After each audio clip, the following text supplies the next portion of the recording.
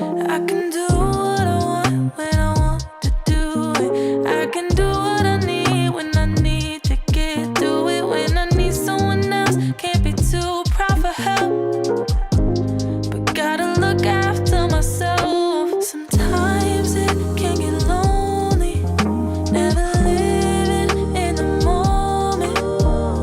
When the sun is shining, hope that I'm reminded, like how the clouds keep changing. I'm always steady rearranging, going back to the basics of what a good day is. What a good day is. And that's exactly what today is. But it's exactly what you make it. So please don't go wasting. And I'll do the same, even if it's raining. How could I complain? And my feels got me feeling some type of way. You always free to take a break. Hope you feel what I felt. You gotta look after yourself. Sometimes it can get lonely, never living in the moment. When the sun is shining, hope that I'm reminded,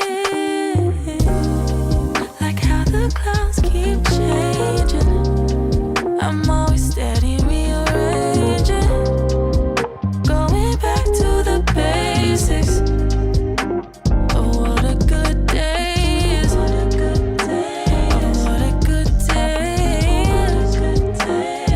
What a good day is. And that's exactly what today is. All right, y'all know what to do. It is that time. Happy Monday, everybody. Hopefully y'all are doing well. You know what to do. Drop a 1 in the chat if you can hear me. Drop a 1 in the chat if you can see me. Let's go. We back at it. Good to see everyone is here. I appreciate y'all dropping the 1s in the chats. Let's see how we looking over here though. Ooh. Woo-hoo. Yes, sir. We looking all crispy and clean on the screen. Welcome back, y'all. Welcome back to another YouTube live stream and another episode of the Music Morning Show. I'm your host, ClassE Beats, ClassEbeats.com. Today, we've got a lot to get into. Some updates on the YSL trial. We're going to be talking about what's going on with Diddy and Jay-Z. These celebrities, man, when are they ever going to learn? I have no idea, but we're going to go ahead and get into it. We're going to talk about Drake a little bit too. But first, let me say what's up to the people in here. I gotta fix my chair though. My chair's looking a little low. Let's see who we got over here. Of course, to start off the morning the right way, we have my awesome, amazing Amy is in the building. Shout out to Amy. Helped me source so many of the articles and information we're going to look at in today's live stream. So thank you, Amy, to everything you do. Hilton Loves Fanny is in here, said it's still going on. Oh my gosh, I know. We've got Gigi Lynn is in here. Michi, good to see you. Mr. Brown, A-Fish, Jay Buckmaster in the building. Lavisa is in here. Good to see you. We've got Christina, Satin, Mr. Brown is in here as well. Leslie Abraham, good to see you as well. Valencia, Taiki, CM Baller, Drama Llama. My guy Les Cleaver dropping the 2-bomb. Thank you, Les. With a super chat already says it's Monday. And what a hell of a start. We're going to get into it. Mama D is up in here. We've got Princess Black. Good to see you over here. Babs Davies. What's up? What's up? Carmen. It is what it is. Says happy Monday. PD Broker is up in here. Susan. Dennis. Oh my gosh. We got everyone here. Leona's back at it. We've got Susan in here. Road King is up in here. Grateful. Good to see you. Kim. Big Mike. Jermaine. All right. Shout out to y'all. Thank you again for being here. If y'all could do me a favor, it only takes 2 seconds and it's free. If you could like the video on your way in, not only does it help the channel continue to grow, but it lets the algorithm know that you guys are enjoying the show and it shares the video with more people. So if you could take a minute and do that, I would greatly appreciate it. And thank y'all for helping out the channel. We're going to go ahead and get right into it. We're going to start off with a couple of updates about the YSL trial, because that's what we titled the video. So let me fade out the music here. Nothing too crazy going on right now. A lot of this happened over the weekend and we got some updates Friday afternoon. Shout out to Joseph Joseph Papp for this over on X. He says, as expected, Judge Whitaker has granted the state's motion to dismiss charges against Khalif Adams, Mr. Blaylock, Javarius Bradford, Justin Cobb, Javon Fleetwood, and Jaden Myrick. So we've got 1, 2, 3, 4, 5, 6 of these defendants. Oh my gosh. Insane. And y'all can see he has the documents here for us, which is crazy. We've got Khalif Adams on counts 1, 40, 42, and 43 of the above styled indictment. Khalif Adams is currently serving a sentence of life without the possibility of parole, plus 50 years as a result of the murder conviction in Fulton County. So he's already doing time. Accordingly, the court hereby grants the state's motion of no pro counts 1, 40, 42, and 43 as to defendant Khalif Adams only. Okay, so we got 1, 40, 42, and 43. Let's see what those are. 1, obviously RICO. We've got 40, attempted murder. Oh my gosh. 41, possession of a weapon by an incarcerated individual. Okay, had stuff in prison. 42, participation in criminal street gang activity. All right, and then did I read? Let me see. Let's get 43 up in here. 43, participation in street gang activity. And I see y'all also asking about Yak and Shannon. There has been a rumor. I haven't seen an official update yet, but it's looking like, now don't quote me on this, but what I'm hearing is that Yak and Shannon both got bond.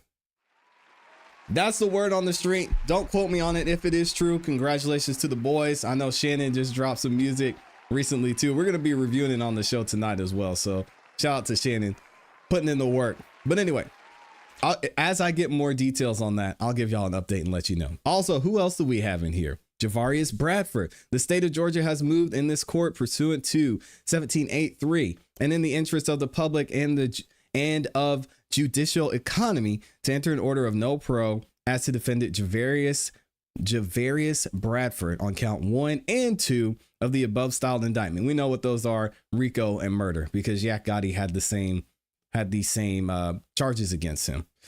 All right. Accordingly, the court hereby grants the state's motion to no pro counts 1 and 2 for Javarius Bradford only. Who else we got? Number 3, we've got Damone Blaylock. Okay. The state of Georgia has moved in this court pursuant 1783 Damone Blaylock on count 1, which was RICO. All right. And it says he's currently serving a sentence of life plus 25 years. So why keep him in there? Doesn't make sense. And Judge Whitaker granted that as well. We've got a few more we're going to get into. We've got, this is going to be for Jaden Myrick. Okay, Jaden Myrick, what is he serving right now? He's serving a sentence of life without the possibility of parole. Oh my gosh. It gets even better. Plus 3 consecutive life sentences followed by 15 years. Yo, this man ain't never getting out of prison. Good Lord. And he's on the same counts as we heard on the first one with Khalif Adams: 1, 40, 41, 42, and 43.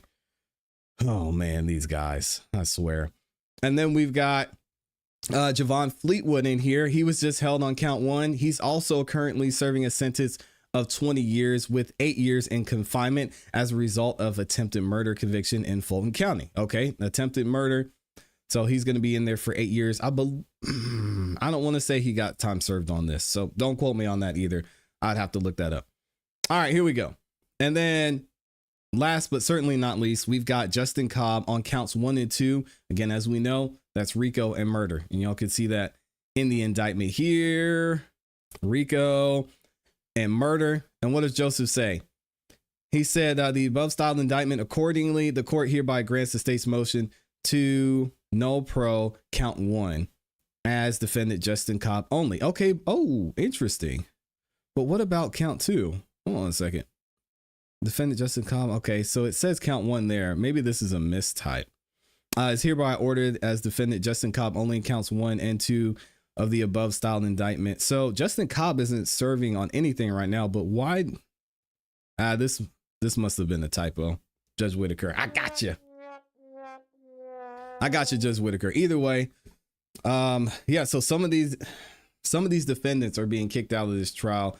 A lot of the charges are being dropped by the prosecution, and it looks like now, as we saw with Shannon and Yak Gotti, so much more weight of what's going on in this trial is going to fall on the other defendants. And we're going to talk about one of the other defendants here shortly. But Joseph Papp also mentioned, when are we going to have this next trial? Well, new Fulton County prosecutors have filed a motion setting the case against the 5 remaining defendants. All right. In the indictment, they intend to start the trial on February 24th of next year. State's motion to specifically set the case for trial for remaining defendants. The state of Georgia, by and through Fannie T. Willis. Oh, God. I did my best, y'all. I tried to make a change, and I know so many of y'all in Fulton County did too. Either way, the state of Georgia, by and through Fannie T. Willis, District Attorney of Atlanta Judicial Circuit, and the undersigned Chief Deputy District Attorney Adam Abadi, hereby submits the state's motion to specially set for trial the remaining YSL defendants in the state of Georgia versus Christian Eppinger, Miles Farley, Demekion Garlington, Demise McMullen, and Tranquarius Mender. It's going to be interesting, especially when it comes to Miles Farley and Christian Eppinger. We'll talk about that at some point. Probably not today. We're going to talk about Miles Farley here in a second. A final plea hearing is scheduled for December 17th. The state respectfully moves that this matter be specially set for trial with proceedings to commence on February 24th, 2025. This request is made to ensure adequate time for the resolution of the outstanding motions that may be filed by the 5 remaining defendants. We have a motion filed by Miles Farley as well as to facilitate the conditions of witnesses' appearances and transportation. Additionally, in light of the presence of 5 co-defendants and the recent trial of severed co-defendants, the state projects that this trial will extend for approximately 90 days. All right. Do y'all believe that? I don't know. I have zero faith in the state to run things adequately, efficiently. But Adam Abadi, he seems like he put things together, and Judge Whitaker praised him, especially when she was reading the jury's verdict. So we'll have to wait and see what happens. Respectfully submitted the 6th day of December, 2024. All right. So shout out to them for moving things along. When it comes to Miles Farley, now this is going to be an interesting part of this trial, especially with some of the defendants that were kind of kicked out of the case or had those charges dropped against them. Thugger Daily posted this over the weekend as well. And the lawyer for Miles Farley submitted a new motion. What is this motion? Well, we're going to get into it here in a second. Lawyer for Miles Farley, aka Slato, has filed a plea in bar and motion to dismiss based off of the statutory and constitutional speedy trial arguments. So this is a big deal. The argument is as follows. They filed a timely demand for a speedy trial in November of 2022. Nothing but speedy. It has not been speedy at all. They were taken to trial in January of 2023 in compliance with the speedy trial demand after his lawyer, Mr. Oh man, I always mess up his name, but we're going to say Mr. M was wrongly arrested. Glanville made the decision to sever Slato. Now, if y'all right remember, and I wish I could find the video of this, I'll have to go back and look for it. But Miles Farley's lawyer had his own prescription medicine in the courtroom, and he was accused of being able to try and get medicine to somebody else. And he ended up getting locked up and kicked out of court by Judge Glanville. What came of that? I don't know. Judge Glanville probably just shrugged his shoulders. Anyway, the state did not object. And Miles Farley's lawyer had no chance to object to the severance because he wasn't even present at the time. The next fact, he has been trying to go to trial this whole time, but the state decided to wait until the first trial was over to try him over 2 years later, violating the right to a speedy trial based off his demand. He will file a follow-up brief to support this motion in the near future. So that's kind of why they pushed the start date to February, is because situations like this, motions being filed, in this instance, Miles Farley being one of the 5 remaining defendants, he's trying to get up out of here and doesn't even want to go, get into it because they super violated the speedy trial.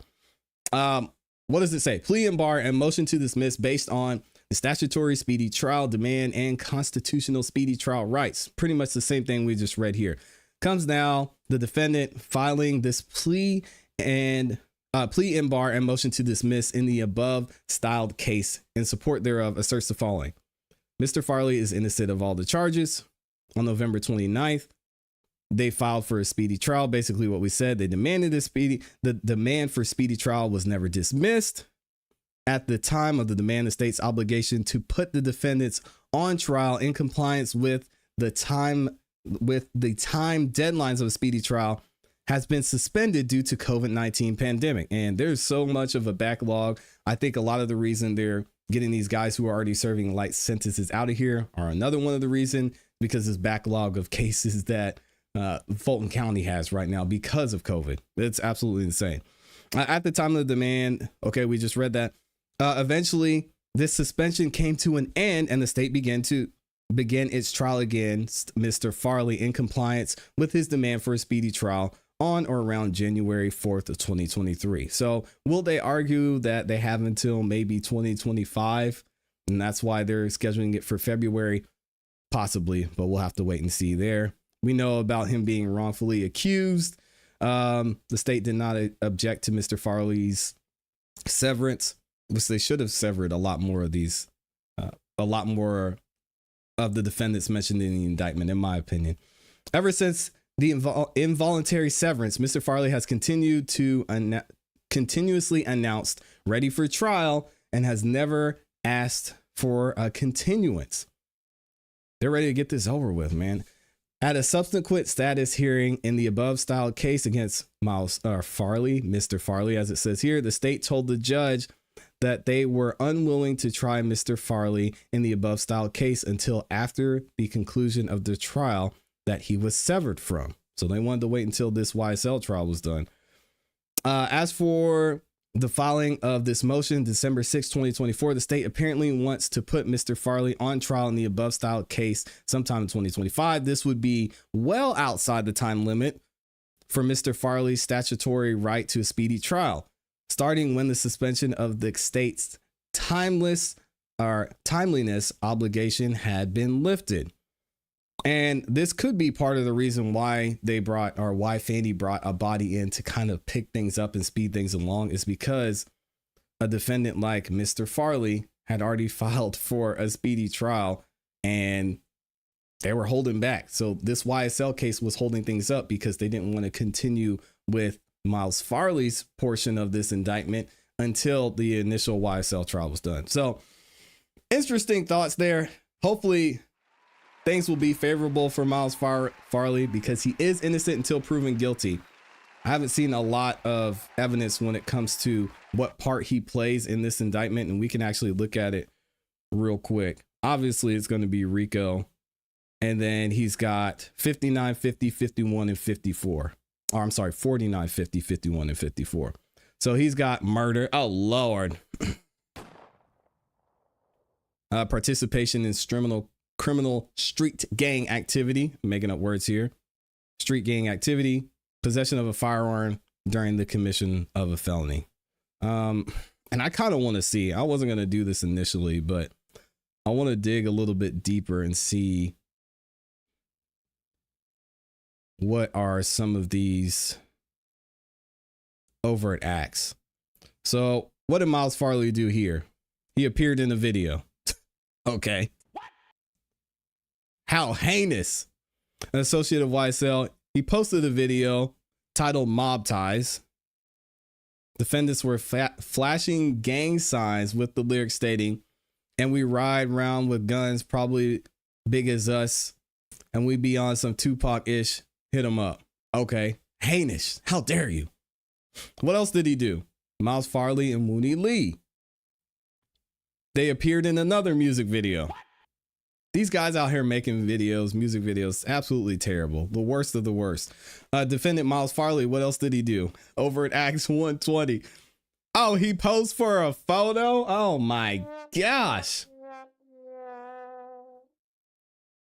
Thugs. He posed for a photo released on social media wearing clothing with the word slime. And they also said, "Is you slime enough?" An overt act in furtherance of the conspiracy. Yo, man, the more I read this indictment, the more laughable it is. My goodness. Miles Farley, what did he do here? He engaged in a conversation. Oh, where Mr. Williams asked, "Y'all ain't beat him up or shot him up yet, or shot him yet?" Then then states, "Y'all ninjas getting soft." An overt act in furtherance of the conspiracy. It could have been in jest, but hey, he was engaged in the conversation. How terrible. He's an associate of YSL, Miles Farley. He posed for a photo. I mean, this man was a villain out here posing for photos and videos. Oh my gosh. Okay, now here we go. This is where it starts to get serious. Miles Farley, Demekion Garlington still in there, Marvius Nichols, and Shannon Stillwell. So 2 out of these 4 are gone. But Demekion Garlington and Miles Farley are still in for this. All right, what did they do? Did unlawfully and with malice aforethought commit the felony offense of murder by causing the death of Shamel Drinks, a human being, by shooting Shamel Drinks, a rival gang member, with a firearm in violation of Georgia law pursuant to 1651. Now, we're not going to go over and beat the dead horse of the FedEx video, but y'all know good and dang well Miles Farley and Demekion Garlington did not kill Shamel Drinks either. I mean, it's still yet to be seen who the person was, but something to be said about that fourth car, or the third white car, as we call it. Anyway, I can't see that going anywhere, especially with Shannon being found not guilty. They were in the car right next to him. So what happened? He shot over the car? Good. 176. Here we go. Participation in criminal street gang activity. What did they do? Oh, this still has to do with Shamel Drinks. Stop the cap. Done. Oh, this trial is going to be interesting. It might actually be 90 days. Because if they're going to play that FedEx video again, it's not going to be good. All right, we already know 49, 50, participation in criminal street gang. We're good there. What else did he have? Participation in criminal street gang activity. Possession of a firearm during commission of a felony. We'll have to see the evidence on this one. I know. But if they didn't shoot him, if they didn't kill Shamel Drinks, then how can they say possession of a firearm during a commission of a felony? So this one might be gone. Jeez, man. Hey, this is looking pretty good for Miles Farley. I'm not going to lie. But I will say, I should have held the applause. I will say this. Him posing for those videos and those photos, it's gonna be tough to beat. So I don't know, man. When it comes to those videos and photos, y'all might have to say a prayer for our guy Miles Farley. Anyway, we're gonna talk about our guy. Well, I won't say our guy, but we're going to talk about. Oh man, why did it do this? It reposted. Kell. Kell is out. He is free. I'm gonna talk about it in a minute. I want to read some more of y'all's comments and say what's up to the people too. Dr. EJ is in here. My dog is in the building. Shout out to Dr. EJ. Good morning to you. We also have, oh man, I'm gonna mess up your name. I think it's Shio Han. I think it's Shio. I think that's how you pronounce it. So I'm gonna say Shio. Says, good morning, love this channel. Thank you so much, Shio. We got a couple more of y'all in here. I want to see what y'all think about what's going on with Miles Farley. I can't wait to see what happens with Miles Farley. Les Cleaver says Miles Farley is such a big threat to society. Not. There is no evidence. So what we have ultimately is that there is no evidence. None. Yeah, Miles Farley about to walk up out of there. That's crazy. Let's see what else y'all are saying. Oh, here we go. Shout out to Joni in here says, or probably Johnny. I just messed it up. That was my question. Did anyone waive a speedy trial? Using backlog due to COVID is a sorry excuse, but it's an excuse nonetheless. I get there's a backlog, but speedy trial is a right that shouldn't be messed with. Yeah, and it was granted, so. I don't know. We're going to see how Fannie Willis moonwalks out of this one. Valencia says, ClassE beats. So what about Thug's brother and nephew? Are they still going to trial? I haven't heard any updates about them. And I know Young Thug's dad mentioned it once they got the not guilty verdict. So we'll have to see. Who else? Assad is in here, says, yo, ClassE, you going over?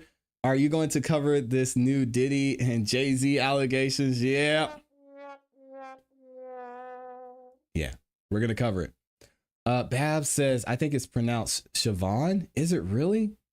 Okay, shout out to Siobhan. Thank you for the super chat, Siobhan. I appreciate you. Okay, it's in there. Siobhan, it's in there. Dr. EJ, oh my goodness, dropping the 50 bomb. What does Dr. EJ say? Thank you so much, my friend. Says, good Monday morning.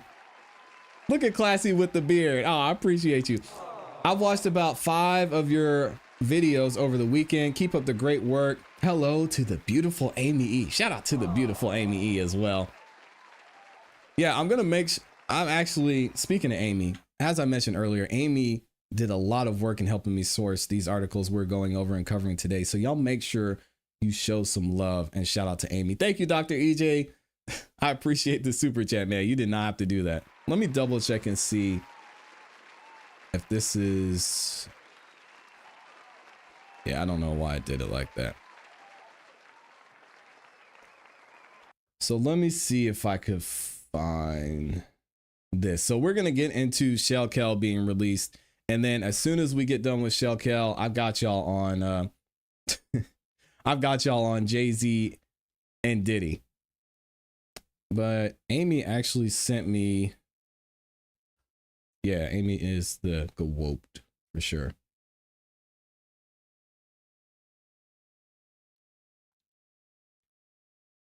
So I wanted to initially find this video, but y'all check this out. Kell. So we're going to get into and talk about Kell for a minute. You know, y'all might remember the stories you heard about Kell. Kell is allegedly involved in the shooting with Shannon Stillwell. After that happened, Kell was in Club Crucial with Woody. They got into it. Allegedly, he was trying to run Woody's pockets. They got to a fight. Woody says he didn't get beat up. But from what it sounds like, Woody got, he got into it with Kell, and then they fell out after that. Now, I've also heard in recent interviews, which we're going to go over a little bit later, that Woody didn't know what all had happened behind the scenes with the shooting and why he had beef with Kell. So we're going to get into that a little bit later. But if y'all want even more background about Kell, we're going to get into that in a second. But Kell, this is him. He posted on IG a video of him walking out of Fulton County Jail. What does he say? He says, blessed to be home for the holidays. Still don't feel right without Greedy and Bird. Think about Nut every day, but I'm back. And I'm going to hold it down. All right. So why was he in jail in the first place? Well, let's go ahead and check out. We've got Fox 5 here in Atlanta. They're going to give us the details about the story of why Kell was in jail in the first place. Check this out. There are new developments tonight in the murder of a young mother. She was just driving her car down the road near Turner Field when somebody opened fire and ended her life. Tonight, police think they've caught the people responsible. Sad. Fox 5's Morris Diggs joins us now live with the latest on the that the suspect here might be a repeat offender. Well, it's becoming predictable. One of these 2 men we know was in jail earlier this year on some serious charges. Now, he was served about 7 months and got out on September 22nd. The violent street incident occurred 4 days later on September 26. The family of Tiara Jones said after she was killed, they wanted closure. Today, Atlanta police announced 2 arrests in the incident that took place in traffic on a street close to Turner Field. when they were attacked in a brazen hail of gunfire from another car that was traveling on the same street. Jones lost control of her car. It flipped over. It's been very hard, and to just have to let two young children know that they will never see their mom again, it was very devastating for the family. We still have unanswered questions as to the reason why. Ms. Jones, so far, we don't see any reason why she would have been the target of the attack. So our investigation is leading us towards the other two individuals that were in the car. Police say Bobby Hardy and Kelvin Watts were picked up overnight with information supplied from Crime Stoppers tips. In the case of Watts, he had just been released from jail on September 22nd on serious charges, according to records. The violent street incident that took Tiara Jones's life happened 4 days later. Going through a revolving door so that we can try to put a stop to that and get these guys some time, as opposed to them just going down and getting a slap on the wrist and being back on the street. Now, the Jones family says there was some kind of confrontation between the passengers in their sister's car and the men allegedly involved in the gunplay. Atlanta police are crediting the Crime Stoppers tips the public for giving information, they say, that led to the arrest of these two overnight. Live from Northeast Atlanta, I'm Morse Diggs, Fox 5 News. All right, Morse, thanks. Yep, so there's a little bit of background to what happened there. And investigators said Kelvin Watts and Bobby Hardy are responsible for the September street incident. This was back in 2015, y'all. We know he hit a tree going this direction. The car went up and around, was facing back the other way. I said, I wanted to go to Grady. This doctor comes walking up. Relax. Sorry about that, y'all. Jeez. Sneaking up on me. This happened back in 2015, okay? They said Jones had given a ride to two acquaintances. They were downtown when another car pulled alongside and shots rang out. Jones lost control of her vehicle and it flipped over. Police said there was no reason for Jones to have been targeted. Her family said there had been some sort of back and forth earlier between the suspects and the passengers. As we know, one of the passengers was Shannon Stillwell. Shannon Stillwell was there when it happened. Authorities said Watts had only been out of jail for 4 days when the incident took place. Records show that back in February of this year, Watts had been picked up on a number of felonies, along with being in violation of his probation. So sad, man. Major Adam Lee said the courts must assist law enforcement by keeping repeat offenders behind bars for longer periods of time. And to think, you know, this poor woman, innocent, lost her life just because he had beef with somebody else, with the passenger. I mean, this is what just goes to show you got to be careful who you're around, who you're with, because you just absolutely never know. Also, we've got over here on X, shout out to Thugger Daily for posting this. He said, what did he say about Kell's lawyer? Kell's lawyer posted this and basically told people, hey, y'all stop talking about my guy when it comes to this YSL trial. The YSL trial has nothing to do with Kelvin Watts. Now, stop the cap. We all know that's not true because Woody brought him up and he was brought up multiple times throughout this trial and is alleged to be the reason why Donovan Thomas essentially lost his life throughout all of this. But what did he say on Friday? So Brian Tevis, the attorney for Kelvin Watts, said, there has been wild speculation circulating online regarding the circumstances leading to the resolution of the Fulton County criminal case against my client, Kelvin Watts. In particular, people are suspicious of the coincidental timing as it relates to the recent verdict in the YSL trial. One has absolutely nothing to do with the other. Stop the cap. Whenever you hear someone in politics or in law enforcement or on the legal side say one has absolutely nothing to do with the other, it's a coincidence. I don't believe them. These niggas lacking. I'm sorry. There are no coincidences. And everything happens for a reason. You're not going to tell me that he's being released just out of coincidence. And it just happened that everything worked out this way. Police. This date was set in stone a month prior on November 7th. when the court scheduled our motions along with those of other defendants in various other cases to be heard on December 5th. This resolution was a product of more than a year's worth of legal work that culminated in obtaining a favorable offer to resolve Mr. Watts' case and secure his immediate release. To be clear, Mr. Watts never gave any statements, never made any factual acknowledgments, and never cooperated with any police or other law enforcement officials in the YSL investigation, nor any other investigation. Do y'all believe? Okay, whatever. He's a lawyer. He put it in writing, so we'll take his word for it, right?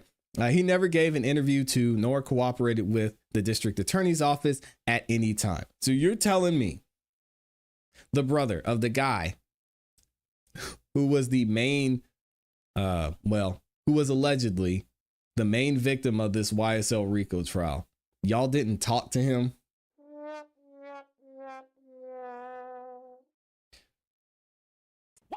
I'm not buying it, y'all. But hey, that's what he said. Here's the plea. Here's what he pleaded to. If y'all wanted to see this, and shout out to Empress Fox for posting this as well. We've got his name. He pleaded guilty. At the time that you are under, at this time, are you under the influence? No, it's basically what they go through. How old are you? Highest education. Here we go. And then he's pleading guilty to, oh man, and this is so hard to read. Nature of the charges, you waive your right to a trial by a jury. He goes, yes, yes, yes, through all of those. Now, what is going to happen to him? 20 to serve 3, time served, the balance of probation, concurrent with probation. Okay, under this this charge here. And then, yes, I have been advised that the maximum sentence I can receive is 30 years and the mandatory minimum sentence I can receive is 1. All right, so there's what Kelvin Watts got. There's a couple other pictures here too. Again, they're a little bit harder to read, but I'm gonna try and go through it. This is his final disposition if y'all want to see it. So he pled no pro to everything except this fourth one. Criminal attempt to commit armed robbery. Is got an Alfred plea on this one. So again, we see 20 years to serve 3, and then we just read that commute to time served. All right, so what do y'all think about Kelvin Watts getting out of here? I'll be interested to know how y'all feel. Woody had something to say about it, and we're actually going to hear some of the background of Woody and his beef, quote unquote beef with Kell in a minute. But y'all let me know what y'all think about the comment in the comments and in the chat here. Shout out to Billy Trips up in here dropping the 10 bomb. Thank you, Billy. What does Billy say? He said, I want to give it up to ClassE Beats for keeping me informed all the way out here in LA. Shout out to SB and Yak for taking it to the hoop. Yeah, absolutely. Absolutely, man. He's being released as well as the star witness for the YFN case. There it is. I said out of pocket. Oh, Dennis is back in here. Oh my gosh. Shout out to Dennis Byron in the building. Good to see you, man. What did Dennis Byron say? These niggas lacking. Yeah, they are. Shout out to Dennis Byron. If y'all missed it, Dennis, oh man, Dennis has been putting in work. I don't know how he does it. Dennis Byron has had a series of interviews he's done with an alternate juror who has been interesting to hear from. Let's say that. So if y'all haven't checked him out, please go make sure you subscribe to Dennis's channel, show him some support. He actually called into the show on Friday and gave us some great insight into what was going on in the courtroom, what he was seeing behind the scenes. So y'all check that out if you haven't seen it yet. And shout out to my guy, Dennis Byron, man. He's out here getting it. Oh my gosh. And thank you again for the 10 bomb, Billy. I appreciate you. Shout out to everybody in LA. All right, here we go. So, oh man, I don't want to keep teasing y'all. And I know a lot of you are here for Jay-Z, but let's take a quick second and hear what Woody had to say about Kell. This is going to be really interesting. I think y'all are going to enjoy this. He did an interview and we've got 2 videos we're going to see from him. So it'll be real quick and then we'll talk about Jay-Z and we'll talk about Jay-Z. Ooh, Vlad's going to get me for that. Hold on, y'all. And then we'll get to, let me see here, Jay-Z and Diddy. And I actually have the full document from the lawsuit that was filed against Diddy and Jay-Z, but we'll get into that in a second. All right, there we go. Back it up. Boom. Right there. Let me see. Mr. Brown said, Classy Beats, you know you were doing a spectacular job with the commentary. Thank you, Mr. Brown. I appreciate that, man. Thank y'all for being here and listening, because I know I'd be struggling sometimes, but shout out to all 2,000 of y'all who are in here. As Amy reminded you, could y'all please like the video? I'm going to keep begging for likes. That's the only thing I ask. It's the #1 way you can support the show, and it's free. All right. So this is a very interesting interview that Woody did with Vlad TV. Now, as we know, no matter what Woody says, he's probably feeling some type of way about Kell being released. Not only because a lot of what happened in the YSL trial really circulated around the beef between Woody and Kell. And he's going to talk a little bit about the story. Y'all have seen it. Y'all have heard it throughout this YSL trial, but I think Woody tells the story a little bit better. But this is the first clip that we're going to hear from his interview with Vlad TV. If y'all want to watch the full interview, you can go over there and check it out on Vlad's channel, and I'll link to it in the description below. Here's what Woody has to say about Kell. You go back to federal prison, and then Kell, who you got into it with at Club Chaos, in November of that year, gets charged with gang and weapons charges in a drive-by that targeted Shannon Stillwell. Shannon was one of the people accused of killing Nut. And what they say is that YFN members saw Stillwell at a restaurant in Atlanta. They shot up the car that he was in. Stillwell survived, but the driver, a girl named Tiana Bogan Jones, who was a 25-year-old mother of 2, she died from a headshot. Yep. Sorry. You heard about that situation? Yeah, I saw it. What'd you think when you heard that? Get who you trying to get? I mean, it's always sad when... Not, I mean, like, people pull up with their eyes closed again, you know what I mean? Like, I ain't, you know what I mean? Because it's like, I don't want to provoke people, you feel what I'm saying, for what I had to say. But it's just like too many innocent people, you feel what I'm saying? Like, well, yeah, I mean, there's 2 kids now that are growing up without a mom over something that she had nothing to do with.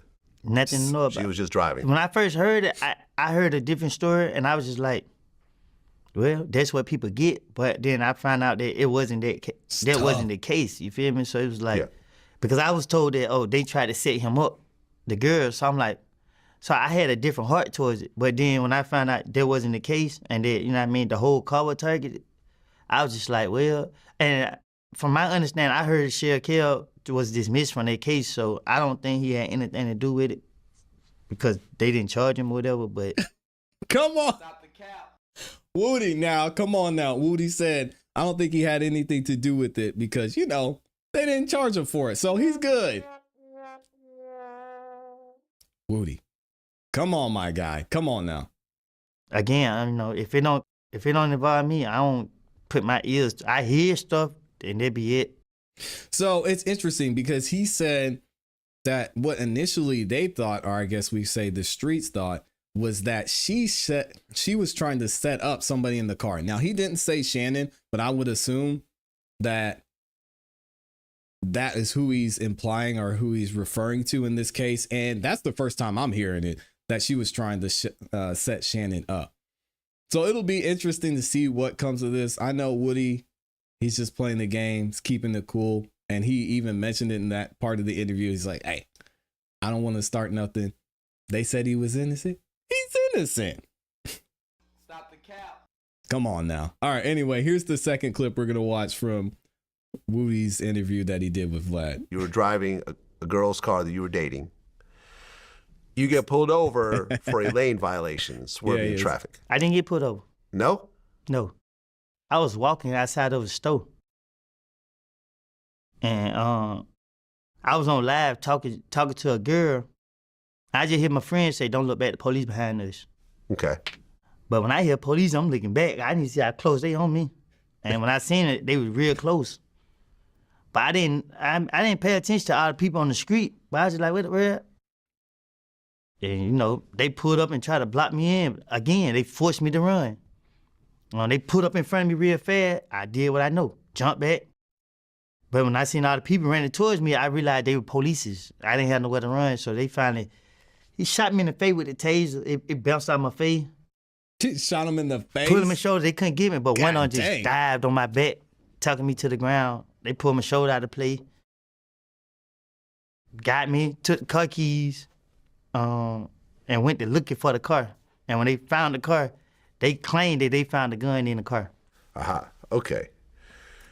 Because I think not the police. That was a situation where you get interrogated? Yes. Okay. So, and this interrogation video ultimately comes out. Here we go. This is when Woody was interrogated, I should say, by investigator, super stalker, social media specialist, Viverito. All right, so this is where it gets crazy. I see you, Ro. Now, in that, in that interrogation room, you check your pulse. Don't talk to police, yes. You look stressed out in that whole situation. And what the police tell you is that they've been watching you for months or even years. They talk about how places where you go get sprayed up with gunfire. They say they're following your social media. Viverito. They talk about how a few days before you get arrested, on social media you called out Kell when you were on IG Live. And then later on, a shooting happened at his apartment complex. Not to say you're anything related to it, but this is what they're trying to put on you in the interrogation room. You got one officer that's sitting there, and this is what she do. She tries her best to pin everything on us as much as she can. A shooting happened in the apartment complex, right? Before the shooting happened, I had posted that I was at this location right here 20, 30 minutes, an hour before it happened. But the shooting happened up there, and you try to say, oh, because I was up there 2-3 hours ago, it was because of me. But I posted I'm right here 30 minutes to an hour before the shooting happened. So even when the shooting happened, you know what happened? We heard it. The police pulled up and sat right there where we was.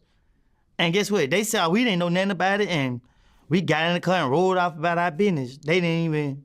So it's just like they just try to take all the stuff. Yeah. To put it off on us. Okay, so you're in this interrogation room. There she is. And there's the lady that they were hiding this whole time. Look at her. And y'all know this interrogation video got leaked, right? They were trying to say, and Woody was told that the defense leaked this, and there was a whole issue about it during the YSL trial. And Brian Steele is like, man, y'all can't be saying this stuff and trying to put it on us. We didn't leak the video. We didn't even have access to the video at the time that it was leaked. So why would we try and do that? Because Woody is essentially going to help us out because y'all's case is so bad. State was playing some dirty, dirty games. That's Burrito. I went through the transcripts of it and so forth. Burrito. You're saying something to the effect of you're feeling bitter about the whole situation because you weren't being financially supported by YSL, but you're being exposed to all the risks of gang life. So the cop says, Thug doesn't care about you. We've had this talk 100 times. You said, do you think I care about him? The cop says, but you keep putting yourself in these bad situations. So you say, well, what can I tell you to help me out? Because I'm not trying to waste y'all's time. I've been put in these bad situations trying to help people out, trying to stop this shit. He's not gonna stop until Kell's dead. He don't give a fuck. He don't care who he hits. And Woody definitely later clarified and said, oh, well, I was just saying that. You know, it was a little bit of truth sprinkled in with the lies. Thug really had nothing to do with this. It was just me saying that, giving them what I wanted so I could get out of here. You remember this part of the conversation? To be honest with you, I didn't even I don't keep up with it because I know how I am. I'm full of shit. You feel me? So I'm pretty sure you didn't grow up in the neighborhood. We talked a lot to the police off the rip. You know what I mean? And these police knew I was lying. You feel me?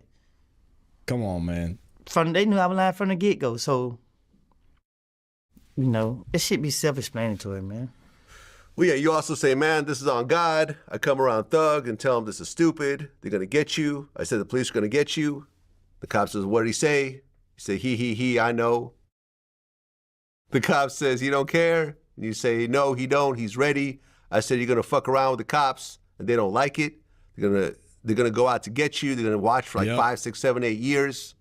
And the cop says, and pay $2 million for a lawyer for all the killings and all the stuff. And you see, it's going to be like Florida. Somebody's going to call and say all the feds outside lined up. And I know what I mean? But it's just like, well, make sure you don't take me with you because at the end of the day, I don't have nothing to do with this shit you've got going on. And he's like, bitch, fuck you. Don't that sound like some bullshit? I mean, you know. I'll say, what's your honest opinion? Do it sound like some bullshit It sounds crazy. I'm just, you gotta understand, man. You know what I mean? Like, if you compare my interrogation footage, right, to somebody else, they say, what they doing? They crying. They ain't really trying to, you know, convince. Man, I'm just telling the police, I'm an angel. When they know damn well that's the last thing I am.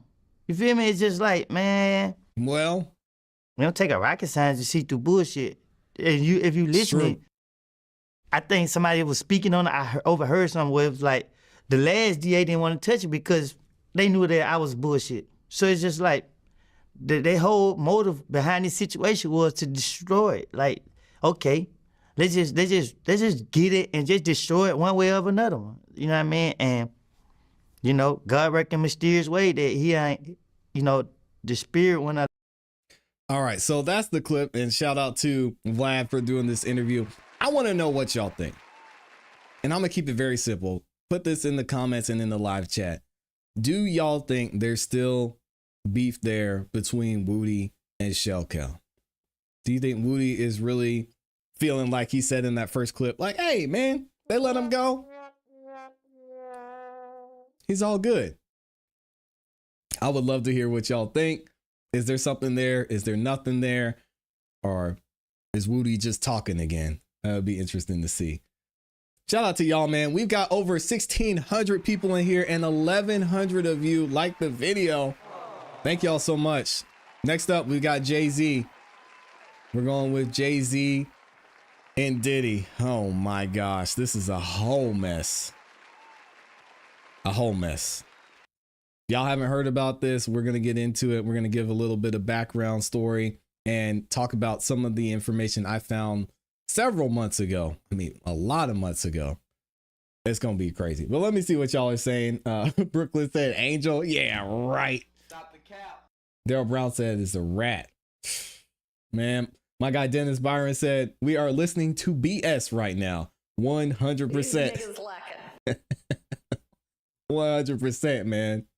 Yeah, I don't know what's going on. Mama D says, yep, they definitely got beef. Brooklyn says, yep. Bayou says they got beef. Yep. Shay says, I'm here for all the topics. Thank you so much for being here, Shay. I appreciate you. Lauren Robinson says, I think Woody is grown up. Woody has mentioned that. And even when he was on the stand, Doug Weinstein mentioned how Woody said he found God and he was getting closer to God and he was changing his life and changing his ways and seeing things from a different perspective. Was someone who clearly enjoys lying and is a career liar. How much of that are we going to believe? I don't know. I don't know Woody personally. So all we can judge him by is his acts. And it seems like he's been out there just trying to live his life and stay out of trouble. So I wish him the best. And hopefully Kell, he's been banned from Atlanta already. So hopefully he gets his butt up out of here and doesn't come back. And I know Woody has said already multiple times that he wants to do the same thing as soon as he can. So G.A. Betty Bunny says Woody is full of it. Yeah, I think so too. And he's proud of it. That's the thing. He loves it, man. Rolling Up is back in the building. Says Kell said it won't end till nut out the casket. Oh.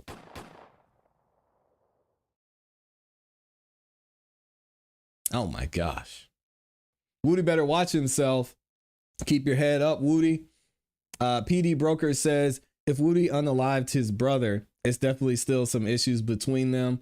Will we ever really know the truth? I don't think so. Amisha's in here, says Kell wants all the smoke.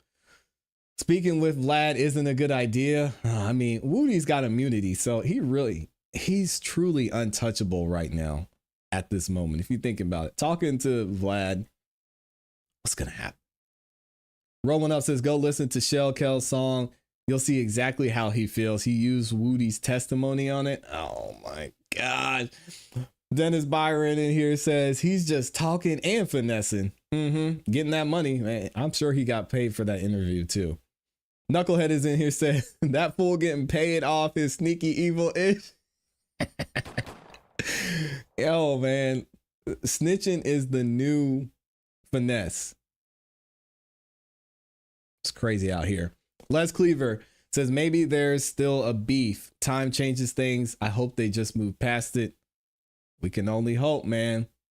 What is in your closet? Ooh, is ready to move on to the next topic. Says, don't believe nothing about that Jay-Z claims. So you say, don't believe anything about the lawsuit or don't believe anything that Jay-Z's saying? Let me know what's in your closet and clarify that for me. Wave Lord said, God's honest truth. I lied.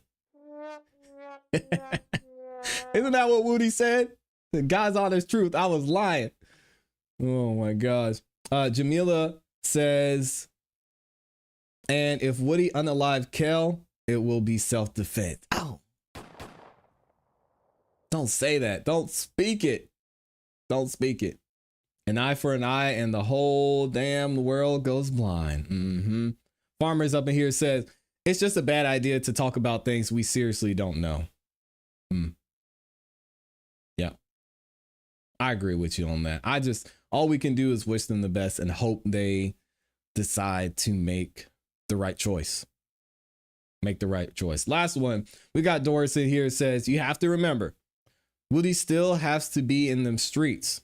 So he has to be careful what he says. Oh, absolutely. And I mean, who's going to go on an interview and say, oh yeah, I can't stand that dude. He better watch his back. I mean, nobody's going to say that, right?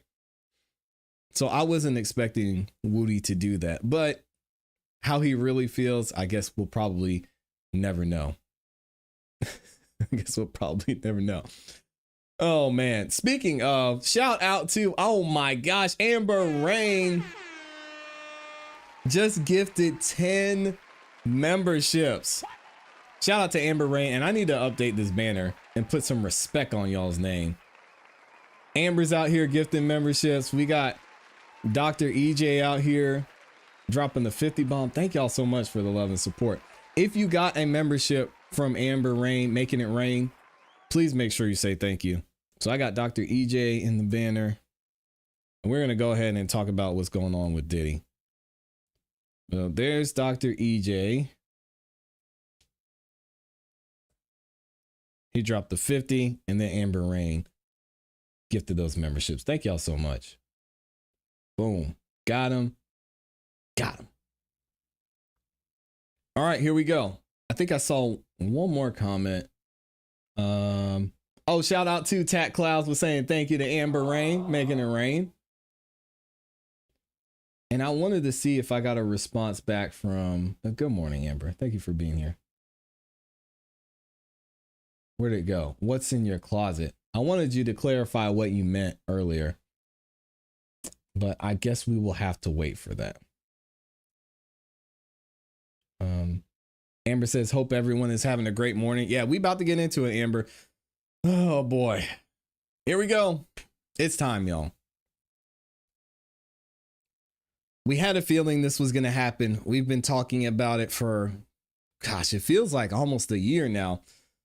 And Jay-Z is finally coming under fire. Now, everyone was speculating what his involvement was. They were talking about all the people that were involved in the Diddy parties, whether it was J-Lo, Diddy himself, my guy, Leonardo DiCaprio. No, all of them being involved in this. And Jay-Z is the most recent, I guess you could say, casualty of this entire federal case. Now, a lot of this is alleged. We're going to get into the factual circumstances surrounding this new lawsuit, or this lawsuit that was updated, and what the lawyer is saying that Jay-Z and Diddy did. But let's go ahead and get into it. Shout out to ABC News for this article. We're going to watch a quick video on it and see what's going on with Jay-Z and how he responded as well. Jay-Z responds to a civil lawsuit alleging the rape of a 13-year-old girl alongside Diddy. Oh my gosh. Y'all check this out. Hopefully this video plays. There are more sex assault accusations connected to the case against Sean Diddy Combs. The latest involves hip-hop mogul Jay-Z, who issued a vehement denial. This morning, a blistering response from Jay-Z after he was accused of sexually assaulting a 13-year-old girl more than 2 decades ago. The Terrible. billionaire hip-hop mogul was added to an existing civil lawsuit against Sean Diddy Combs, citing an alleged incident after the 2000 VMAs, where the victim claims she was drugged and assaulted by both Diddy and Jay-Z while a third celebrity watched. The judge has actually agreed that the victim can remain anonymous and that the case can proceed. So there seems to be a little bit more to this case. Jay-Z vehemently denying the claim, writing, "These allegations are so heinous in nature that I implore you to file a criminal complaint. Whomever would commit such a crime against a minor should be locked away." Also saying, "My only heartbreak is for my family. My wife and I will have to sit our children down and explain the cruelty and greed of people. I mourn yet another loss of innocence." Okay, so basically what he's saying here is that if this could be proven, and if I actually did what she's saying I did, then bring a criminal case against me. If I did something, where's the proof? But no, you're going to say you're going to go the civil route or the civil route, and you're going to try and get a payout for this. Well, granted, this was a very long time ago they're claiming this happened.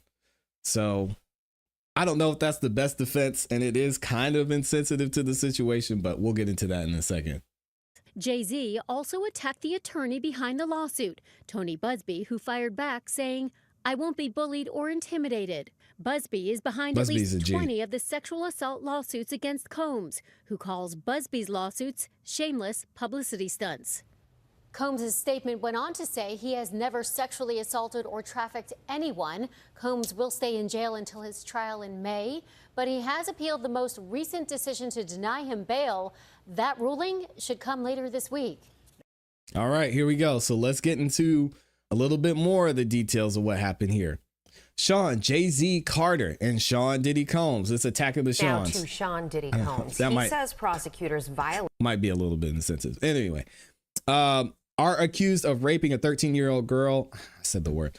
After an after party following the 2000 Video Music Awards, according to amended civil lawsuit filed on Sunday. Another celebrity stood by and watched. Oh my! Who do y'all think the other celebrity was? I think we're going. Oh man, I don't want to spoil it. We're gonna get into the actual lawsuit here, but it turns out the other celebrity was a female. So the other celebrity that stood by and watched was a female. Who do y'all think it is? A celebrity stood by and watched as Combs and Carter took turns assaulting the minor. The lawsuit said without naming the celebrity. In a statement posted to the Rock Nation X account on Sunday, Jay-Z denied the allegations made against him in the filing. Jay-Z was added to the lawsuit that was originally filed in October as one of several anonymous complaints by Texas attorney Tony Busby. And Tony Busby is actually involved in over 120 individual lawsuits against Sean Diddy Combs. It's insane. And we reviewed that video. If y'all want to go back and watch it, you can find the video on my channel. Many of the lawsuits did not survive because the plaintiffs declined to be named. However, in this case, the judge said the then 13-year-old showed sufficient cause to continue anonymously. Carter was identified in the original complaint as Celebrity A. The plaintiff alleged she was noticed by a limousine driver who invited her to the after party where Combs and Carter assaulted her.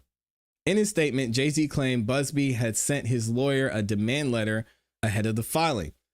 "My lawyer received a blackmail attempt called a demand letter from a lawyer named Tony Busby. What he had calculated was the nature of these allegations, and the public scrutiny would make me want to settle, Jay-Z wrote. Well, maybe you should, Jay-Z. I don't know. No, sir.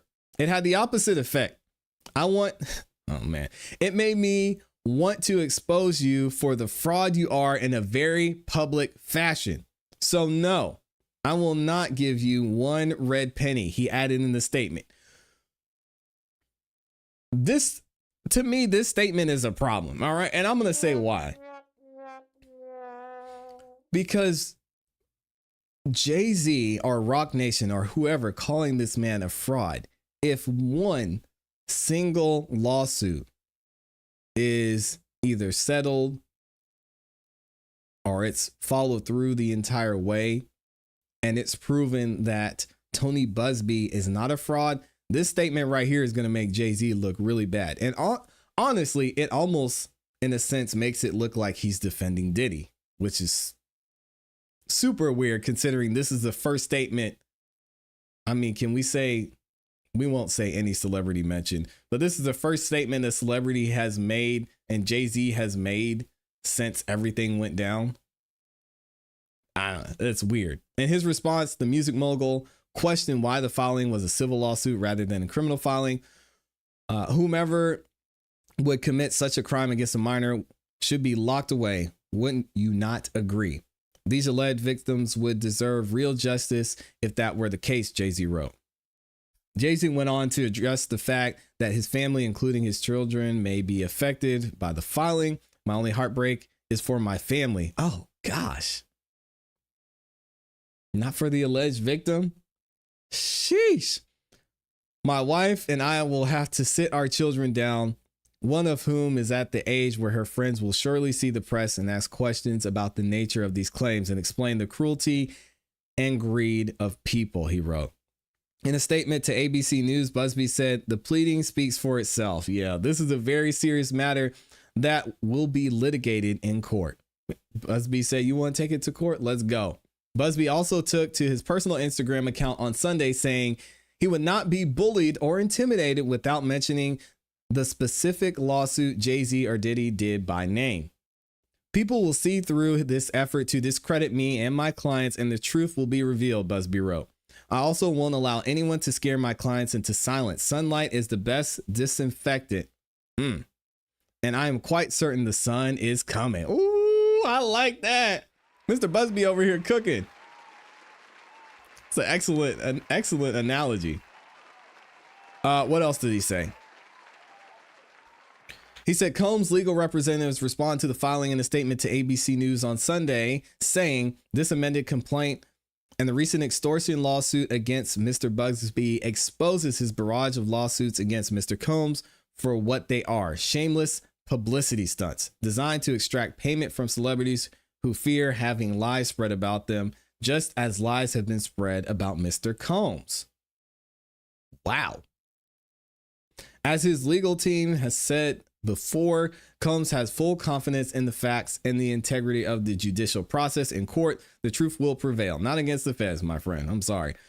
That Combs never assaulted or trafficked anyone, man or woman, adult or minor, Combs representatives said in a statement. All right, let's get to this video. Check this out. We got another interesting take on what happened behind the scenes.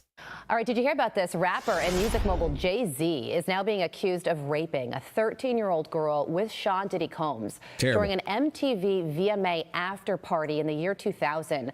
The rapper issued a blistering statement in response and directed his comments at attorney Tony Busby, who filed the suit, saying, quote, "You've made a terrible error in judgment thinking that all celebrities are the same. I'm not from your world.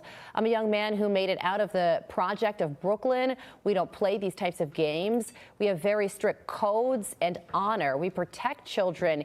You seem to exploit people for personal gain. I look forward to showing you just how different I am." Dang. Criminal defense attorney Lexi Rigdon joins me now. Lexi, good morning to you. What a development here.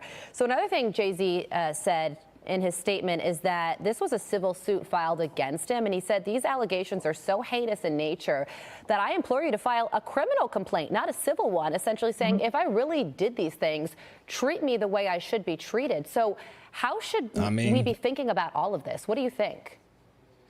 Well, that's some denial from him. And, you know, sometimes celebrities have pretty muted denials, like, you know, I'm not going to comment now, or I direct all questions to my lawyers. I actually admire the strength of the denial. You know, I think that there is at this point, there's no objective indicia of reliability to this complaint. Now, obviously, things are going to play out and we're going to end up learning more. But if you look at it on its face, it's a 24-year-old complaint. Very significantly, he was not named in the lawsuit in the first instance when it was filed. The girl was allegedly 13 at the time it happened, and in the complaint it says that she had been given something and she was quote unquote woozy. And so I think that this just needs to be looked at in kind of a measured way. Unlike the media is treating some people in the media, you know, Pete Hegseth being one of them, where they automatically hear an allegation and they run with it. I think that this needs to be treated in a measured type of way. We don't need knee-jerk societal reactions. Anybody can make allegations against somebody, and people who are rich and famous are particularly targets. And so obviously I don't know what happened, but I think it just needs to play out, and you know, we need to give him the benefit of the doubt at this point. Well, that's what Tony Busby is saying. And so this federal lawsuit... Do y'all agree with that? I know a lot of people are going to be like, yo, give him the what? But according to the law, you are innocent until proven guilty. And she makes a great point. Anybody can bring up an accusation. And it's interesting that in the initial lawsuit, they didn't mention Jay-Z's name. They just said celebrity A. So could this be, yeah, let's just throw Jay-Z's name in there? It's possible. I mean, anything's possible. I don't know. We need to give him the benefit of the doubt at this point. Well, that's what Tony Busby is saying. And so this federal lawsuit was originally filed in October. So interesting that we're only learning about this now. And then Tony Busby responded to Jay-Z's statement by writing this on X. Since I sent the letter on her behalf, meaning the defendant, Mr. Carter has not only sued me, but he has tried to bully and harass me and this plaintiff. We will let the filing speak for itself and will litigate the facts in court, not in the media. A spokesman for the U.S. Attorney's Office in the Southern District of New York declined to comment on whether the office is pursuing this case. So what happens next? Well, who knows what's going to happen with that? I mean, we don't know if the feds are going to be looking into this. They may well be at this point. I think that there are people further looking into Diddy. I think there might be a superseding indictment coming, and probably looking into the people that he's associated with himself. But this also may well be beyond the statute of limitations. So it really just depends. I mean, as it stands right now, I can't imagine that there's enough evidence to necessarily bring something, because somebody's accuser saying something happened 24 years ago without more evidence is probably not going to be enough. But then again, we don't know what evidence she has. So it really remains to be seen if this is actually going to be passed on to the criminal authorities, or if they're working on it at this point. All right, so jury deliberations in the Daniel Penny case are set to resume today after the judge dismissed Penny's second-degree manslaughter charge. All right, so it's going to be interesting to see. Can y'all imagine if they did file criminal charges? Ooh. Jay-Z would be like, oh man, maybe I shouldn't have said anything. Because he doesn't know what the defendant, well, I'm not calling it the defendant, what the accuser has in terms of evidence in this case. I mean, we even saw in some of these lawsuits that were filed, one of the women that filed a lawsuit against Diddy, she had a shirt that had some DNA on it that she had been keeping for decades. And her husband didn't even know that she had this shirt. So, hey, Jay-Z, if you're sure, you're sure, and that's fine. I mean, stand 10 toes down, but man, if they bring up criminal charges, that would be a rough day. A rough day for Jay-Z, man, for y'all's guy. Here we go. We got to hear from Mr. Busby. This man is not scared. This is the type of indictment you would expect from someone. And this video is from TMZ. Shout out to TMZ. I'm going to skip ahead a little bit from their intro. If y'all haven't checked out this documentary that they did about Diddy, absolutely excellent documentary. And we covered it here and broke it down live on the live stream. So y'all can go check out that video. Here we go. We're going to hear from Tony Busby talking about what recently was said by Jay-Z and Diddy. There we go. Tubi. Tony, you said last week at the news conference that you would begin filing lawsuits as early as this week. Do you have plans to do so And do they involve celebrities? Do they involve just Diddy, people beyond Diddy? I think I'll let the lawsuits speak for themselves. I don't expect there to be anything. You know, everyone's focused on what other celebrities were involved. You know, who's going to be named, who's going to be outed. I don't expect that to happen this week. I'm hoping to file some lawsuits this week. They of course will include Mr. Combs and some corporate entities.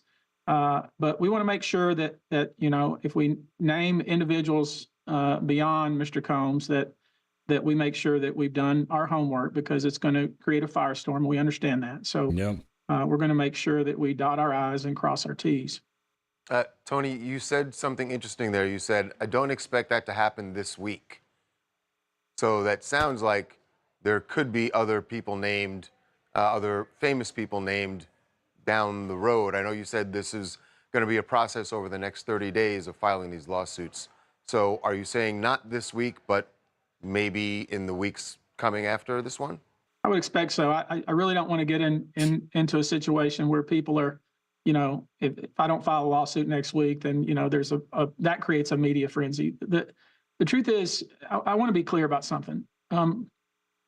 If you were attending one of these parties, if you will, and you attended before, or you knew what was going to happen, that is, you knew that a particular drug was being used in drinks that was causing people to be coerced and taken advantage of, and you were there in the room, or you participated, or you watched it happen and didn't say anything, or you helped cover it up, in my view, you have a problem. And as we file each one of these cases, we're going to make an effort to resolve them on the front end. But failing that, we're going to file public lawsuits and pursue these cases aggressively. So who will be named, when they will be named, all that will come out in due course. But the bottom line is, you know, I want to be clear about the scope of this. A lot of people attended these parties. A lot of people saw this activity going on. A lot of people allowed it to go on, said nothing, didn't intervene, maybe benefited from it, profited from it. All of these individuals and entities, in my view, have exposure here. Are we talking about celebrities on the level of Diddy? I would expect so, yes. Have you sent any demand letters out to anybody other than Diddy saying, here's what you've done, we want to settle with you, or we're going to file a lawsuit? Have you sent any to, say, other celebrities beyond Diddy? We have, and I want to explain that process because it's important. You know, in every single case, especially cases like this, we collect our data, collect our evidence, do our due diligence, spend time with the victim, and then because it's in the best interest of the victim, we attempt to resolve these matters without the filing of a public lawsuit. And we have done that already. We've done that, I would say, you know, with a handful of individuals. Hold on. So not only did he say they've already reached out to several celebrities and they said, listen, guys, we've got victim A here, and victim A says that you did this and this and this. You want to settle this the easy way, or you want to do this the hard way? And he said a handful of people and a handful of these celebrities they talked to said, hey man, here you go, I'm out. Insane. Who are the celebrities? Who do y'all think these celebrities are? I mean, who knows? We could only guess. I can think of a couple though. That's wild. Many of which you've heard of before, and we'll continue to do that. That's just the standard process that every lawyer in the United States who handles these types of cases uses, because it's the right way to do it. But there are also people who want to jump on the gravy train and want to make money, and that's got to be a big slice of what you're getting. I mean, it's not just automatically believing somebody because they say it. No, Harvey, I think you're right. You know, I was born at night, but I wasn't born last night. You know, you get 3,200 calls and that turns into 100 some odd clients. I think you see the process that we're involved in. We're doing a lot of vetting, a lot of due diligence. Wow. Shout out to TMZ for that one. And here's the statement that came from Rock Nation. All right, we're going to read the full statement here. Crazy to hear that some of these celebrities have already settled and written checks to make things go away. Not to mention the feds are involved in this, y'all, so they could be making deals as we speak. They may have made deals already to get testimonies from some of these celebrities that were at the parties. Say, hey, we know you're getting mentioned over here. You want to save yourself the trouble? Just take the stand. Maybe take a statement, something. Shout out to Colin Rugg for posting this. He says, Jay-Z responds after he was accused of assaulting a 13-year-old girl. Says he is a victim and protects children. The lawsuit accuses Jay-Z of assaulting the girl with Diddy and a female celebrity watched. After Jay-Z was done, Diddy assaulted the girl again while the other two watched. Oh my gosh, here we go. This is Rock Nation, aka Jay-Z, posting this statement. My lawyer received a blackmail attempt called a demand letter from a lawyer named Tony Busby. What he had calculated was the nature of these allegations and the public scrutiny would make me want to settle. No, sir. It had the opposite effect. It made me want to expose you for the fraud you are in a very public fashion. So no, I will not give you one red penny. These allegations are so heinous in nature that I implore you to file a criminal complaint, not a civil one. Whoever would commit such a crime against a minor should be locked away. Would you not agree?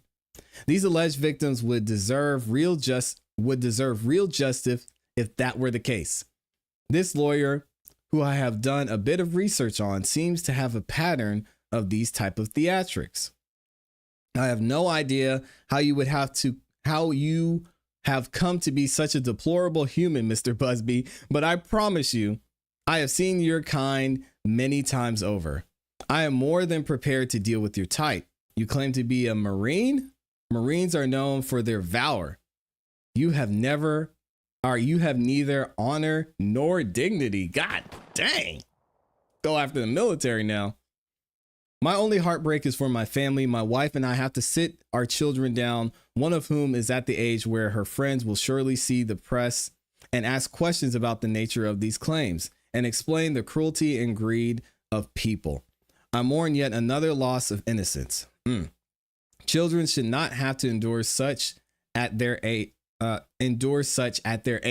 is unfair to have to try to understand inexplicable degrees of malice meant to destroy families and human spirit. My heart and support goes out to the true victims in the world who have to watch how their life story is dressed in costume for profitability by this ambulance chaser in a cheap suit. God dang. You have made a terrible error in judgment thinking that all celebrities are the same. I'm not from your world. I'm a young man who made it out of the projects of Brooklyn. We don't play these types of games. We have very strict codes and honor. What is that about? We protect our children. You seem to exploit people for personal gain. Only your network of conspiracy theorists, fake physics, will believe. Wait. Did he mean to say psychics here? What? Did I read that right? Only your network of conspiracy theorists and fake physics? I think he meant to write psychics. I don't know. Will believe the idiotic claim you have levied against me that, if not for the seriousness surrounding harm to kids, would be laughable. Okay, Jay-Z speaks out. He says this is all cap. Stop the cap. We'll see who's right in the end. If he writes that check. I mean, if Jay-Z writes the check for this and it does go away, what does that mean? Because in most cases, I would say they're celebrities. They don't want to deal with the publicity. It's going to go away. But if he ends up writing the check in this case, no, he said he's going to take it to trial, though. 50 Cent, of course, Mr. Messy out here. I always love seeing his commentary on this. What did he say? He commented on the Jay-Z lawsuit, said, are we still going to have the Super Bowl? Asking for a friend. Yeah, come on, 50. This is crazy. I know Drake is snickering somewhere right now, which we're probably going to get to Drake later. Let's go ahead and look into this actual lawsuit. I think y'all are going to find this very interesting about the facts surrounding this. So we're actually going to review this lawsuit. We don't have to read the whole thing just because there are a lot of breaks in here and a lot of extra information, mainly focusing on Diddy, and we've already seen enough. But let me know what y'all think in the comments of this video. Is Jay-Z going to take this the whole way? And is he actually innocent? I'd love to hear what y'all think about that. PD Broker said 50 is messy. Shout out to 50, man. Hey, 50 is out here doing his thing, getting his bag and laughing at all the foolishness that's taken on. Yeah, shout out to Amber Rain in here, making it rain. I appreciate you, Amber. What else? Yep, and F says, nope, he's really a lawyer, Jay, and he is a really good lawyer too. If you go and do some research and look at some of the cases Tony Busby has handled, this man does not play around. PD Broker says, as a woman, how could you just sit back and watch something like that? It could be anything. It could be fear. It could be self-preservation. And I think that goes for both sides, men and women. Because when you see these two powerful guys doing something like that, you're just gonna, who knows how they're gonna react in that situation. G.A. Bunny says, we will see. Les Cleaver, my guy, says, there are attorneys out there that have had military backgrounds that are not honest attorneys, specifically if it means they are struggling financially. A suit like the Diddy lawsuit. And I guess Les is gonna finish his thought. Y'all said 50 is hilarious. Oh, man. What is Lily saying? Jay-Z needs to put some of his efforts to giving his alleged son a DNA test since he is on the energy. Oh, my gosh. All right, let's get into it. So we're just going to break down some of this. We won't get into the whole thing because there's a lot here, but I want y'all to see exactly what the victim is alleging here. So what we have here is, and shout out to Megan over Megan Cuniff. Hopefully I'm saying her name right. Anyway, she dropped this article and Amy sent this over to me so we can review and actually see what is going on, what actually happened. Now, we went over and reviewed this lawsuit several months ago, initially when Jay-Z wasn't named on here, but now as you see below, Jay-Z, Sean Carter is being named. So let's check it out and see what's going on here. This is the first amended complaint and demands for a jury trial. We're going to skip all the way down to section 22 so y'all can see what happened here. Here we go. Plaintiff's allegations herein substantially mirror Combs' prior conduct as established through criminal indictments and other lawsuits. Through this case, plaintiff seeks a full measure of justice from a man who thought his power, money, and influence rendered him untouchable. Plaintiff joins many other victims by filing this complaint in hopes their common voice makes it impossible for Combs to assault another person ever again. Here we go. Defendant Carter is, like Combs, a widely successful rapper, businessman. Carter and Combs have a long history together. Carter met and began collaborating musically with Combs in the 1990s. Combs and Carter rose together to the very top of the hip hop industry in terms of fame and influence by the end of the decade. Combs and Carter were not simply occasional collaborators in the music industry. The two men developed a close friendship. Be careful who your friends are. Gosh, that has been well documented from the late 1990s to the present. Together, they attended countless music industry events for each other's business ventures, parties, and after parties. Indeed, the two are apparently so close that Combs stated in 2023 that Carter is the only person other than Combs' mother who is allowed to call him by his legal first name of Sean. Yikes. In 2000, near the height of their fame, power, and influence, Combs and Carter attended the 2000 Video Music Awards in New York City. Afterwards, Combs hosted an after party for many of the most famous celebrities in the music industry and entertainment industries, including Carter, which is where the events alleged in this complaint occurred. All right, now we're going to skip all the way down to 30 some. Let me see. Where are we at? Think we go to not 33. Oh, here we go. Factual allegations. This is it. On or around September 7th of 2000, the plaintiff, then 13 years old, had a friend drive and drop her off near Radio City Music Hall in New York City so she could try to attend the Video Music Awards. Attending the VMAs was on the plaintiff's bucket list, and she believes she could gain entry. At 13, that is insane. Plaintiff arrived at the venue and saw large crowds gathering as artists and entertainers began arriving. Plaintiff was very excited. As the events began, much of the crowd moved inside, but Plaintiff, without a ticket, remained outside with the others and watched the VMAs on the Jumbotron.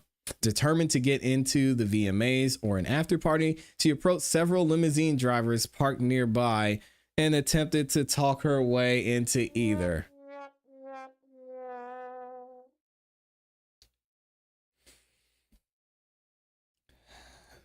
As a parent, this makes me want to break something.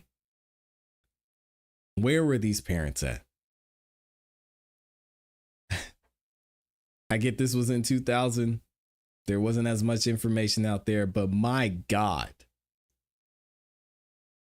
Do you think your 13-year-old was staying at a friend's house? You didn't call and check on them? I mean, if she was there when the VMAs started,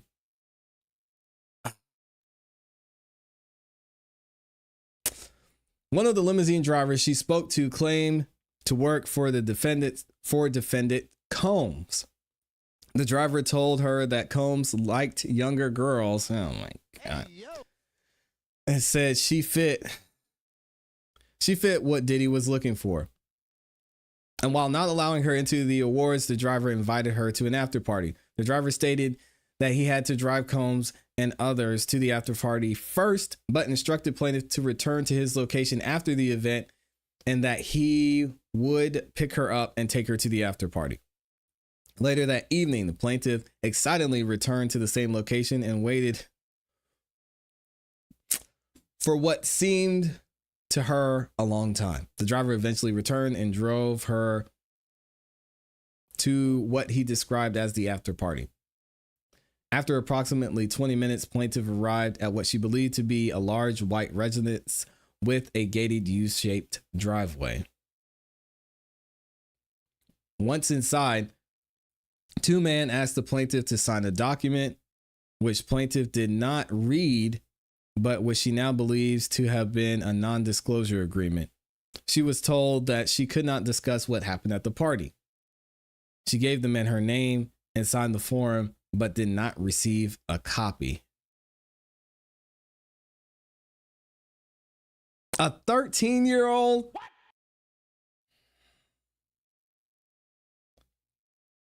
I mean, I know y'all have seen, if y'all are into sports, you've seen some of these 13-year-olds that are playing basketball, these 13-year-old dudes, and they're, 6'7", 6'8", walking around, and maybe they look like they're 17, 18, right?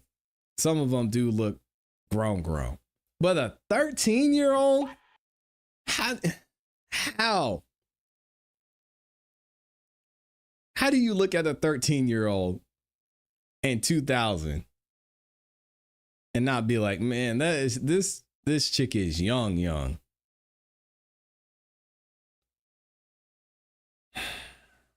This is tough, man. This is tough. Inside the building, plaintiff recognized many celebrities as she entered what appeared to be a large living room or a foyer containing a large crowd. Plaintiff attempted to mingle in the crowd and talk to several of the celebrities that she recognized and whom she wanted to see at the VMAs. Waitstaff circulated through the room carrying drinks, and loud music played throughout the venue. Plaintiff observed widespread drug use, including marijuana and cocaine. Not unusual. After attempting to talk to numerous celebrities, plaintiff accepted a drink from the waitress circulating the crowd. So you're telling me a limousine driver picked up a 13-year-old.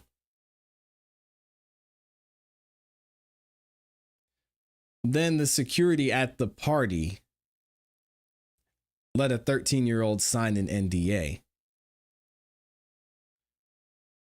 Then a server at the party gave the 13-year-old a drink. Guys, I don't know. This is crazy. The friend, Right Street said the friend needs to be arrested. I mean, come on, we're going through like 4 or 5 different levels of security here. 13 years. I don't know. I wasn't there, but this is insane. After drinking just a portion of the drink. Oh, wait, hold on. I'm sorry, y'all. I skipped that. After attempting to talk to numerous celebrities, plaintiff accepted a drink from one of the waitresses, circulating the crowd. The drink had a reddish yellow mixture that tasted like orange juice, cranberry juice, and something bitter, probably drugs. After drinking just a portion of that drink, plaintiff began to feel woozy and lightheaded, making her need to lie down. A photograph of an actual exemplary container used by Combs and or his agents / employees to insert GHB into alcoholic drinks is seen below. So they put the GHB in there, pop it right into the drink. It's crazy. Looking for a place to rest, plaintiff walked down what appeared to be a hallway containing several rooms off of it. She entered what appeared to be an empty bedroom so she could lie down for a moment. She did not lock the door. The room contained only a large bed with no furniture of any other kind, television, or other furnishings. Soon after, Combs entered the room.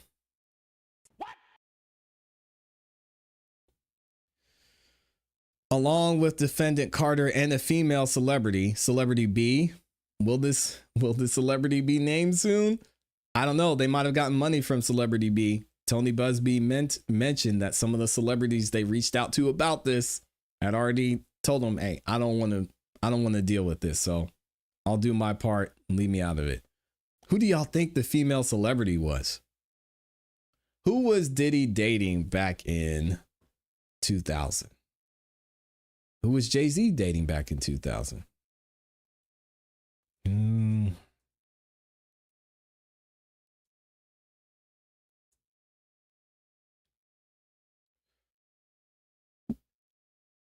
the year 2000, Sean Diddy Combs, then known as Puff Daddy, was in a high-profile relationship with Jennifer Lopez.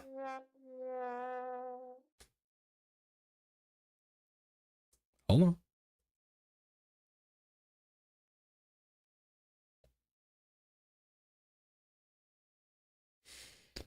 In the year 2000, Jay-Z was rumored to be dating several women, but his relationship with Beyonce had not yet begun publicly. Around this time, Jay-Z was linked to Aaliyah.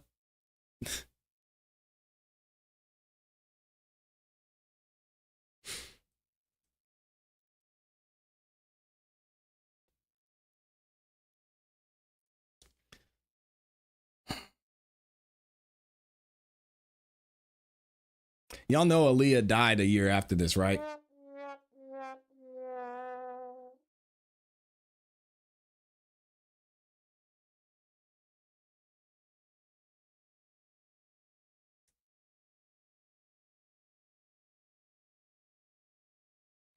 Interesting. Let's continue. Soon after, Combs entered the room along with defendant and a female celebrity. Plaintiff immediately recognized all 3 celebrities. Oh my God. What? Plaintiff immediately recognized all 3 of them. So it wasn't just some random chick that Jay-Z was dating. So it's got to be what, J-Lo? Dear God forbid, Aaliyah? I don't know. Who else?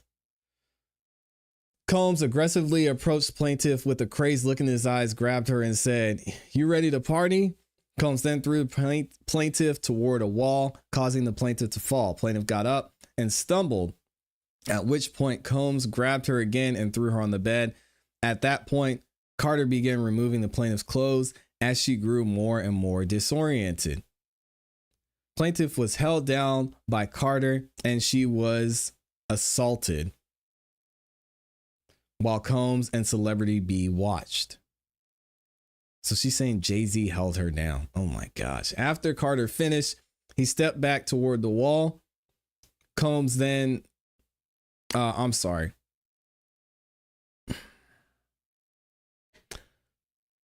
After Carter was finished, he stepped back towards the wall. Combs then stepped forward and assaulted the plaintiff while Carter and Celebrity B watched. So Jay-Z went first and then Diddy went second. Combs then knocked the plaintiff down and attempted to force the plaintiff to perform a sexual act on him. She fought back, standing up quickly and punching out at the same time, hitting Combs in the neck. Taken aback, Combs stopped his attempt. When Combs backed away in surprise, the plaintiff grabbed her clothes and shoes and ran out of the bedroom, holding her dress in front of her like a towel. She ran around the residence until she found the front door and was able to leave the party.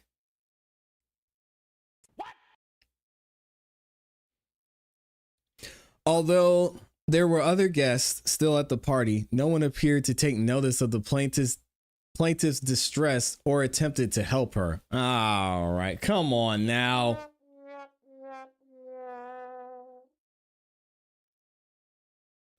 Come on now.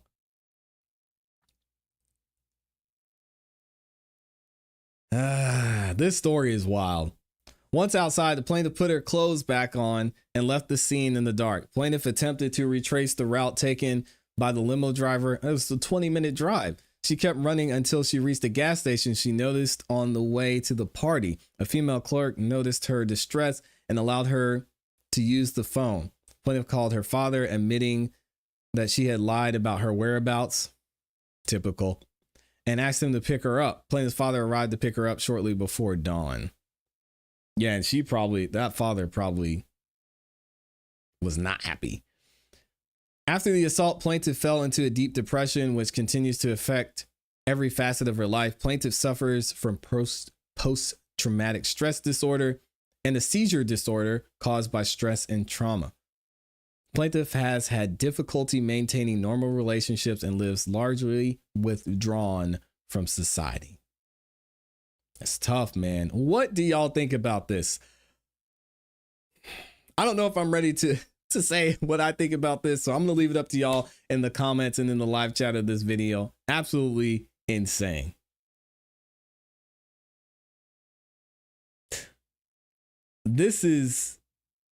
I'm gonna read y'all's comments here in a second. This is crazy right here.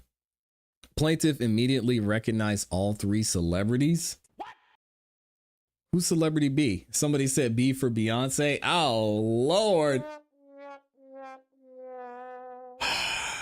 This is wild. So she said she grabbed her clothes and ran buck naked through the party, out the front door, past all the security, and everybody was just partying.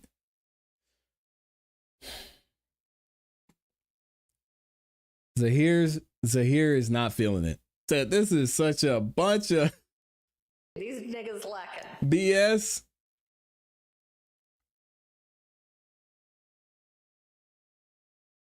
Krista says it was a freak off. Monica Mo Justice says, according to Forbes, the incident in the club was December 1999. My memory is Combs and Lopez broke up afterwards.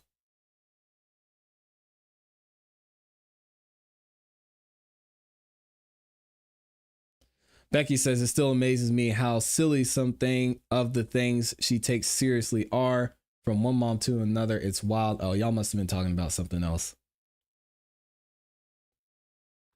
I guess it depends on what you've seen.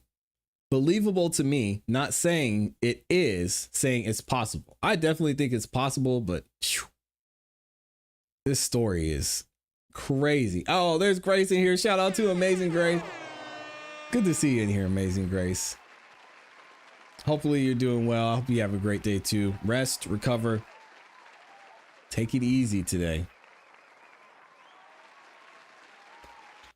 Lily Flower says, ClassE, you believe this? What? This was a shakedown for a quick settlement, but Jay-Z wasn't falling for it. It's all a lie. Well, I'm going to say this. I mean, this isn't a criminal case. So, I mean, sitting here saying innocent until proven guilty with these civil lawsuits, it's really about, do you want to fight this or do you want to write a check? You know what I'm saying? So it's really not, I don't even really know if in these civil suits, if it's about innocent or guilty or not. It's about who's willing to fight the most.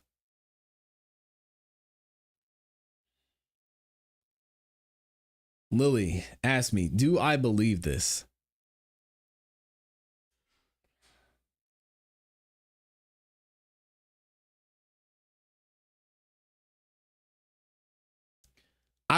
I believe it's possible. This story doesn't make sense to me. So no, I don't believe it. Oh, they're going to kill me for this. I don't believe it. And I mean, if they want to go forward with it, then we'll address the evidence as it is shown. But right now, I'm just not seeing it. A 13-year-old?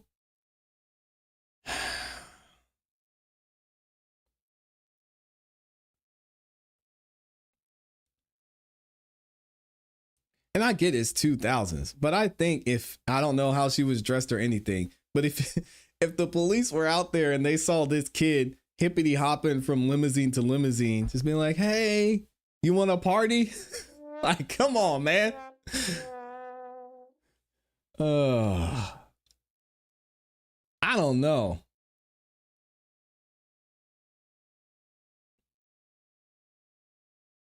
I don't know.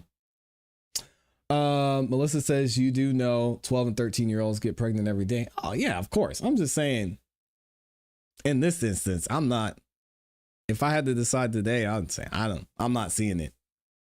Then she got picked up by the limo driver.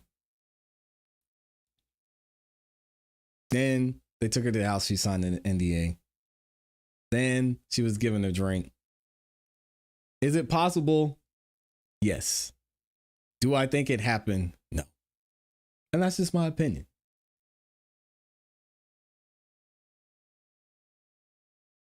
Cordray Hunter says, ClassE, you're talking about New York in the 2000s. You can't be this clueless, dog. I am absolutely clueless. I was not in New York in the 2000s. So, I mean, if you were there in New York in the 2000s and you saw some things, hey, shout out to you. I'm just going based off what's said in this lawsuit. This story doesn't make any sense to me. These niggas lacking. But hey, shout out to you for being in the streets in New York in the 2000s. Mr. Brown says, ClassE Beats, look at how how old Carrie Hilson and Foxy Brown, Lil Kim and Mary J allegedly.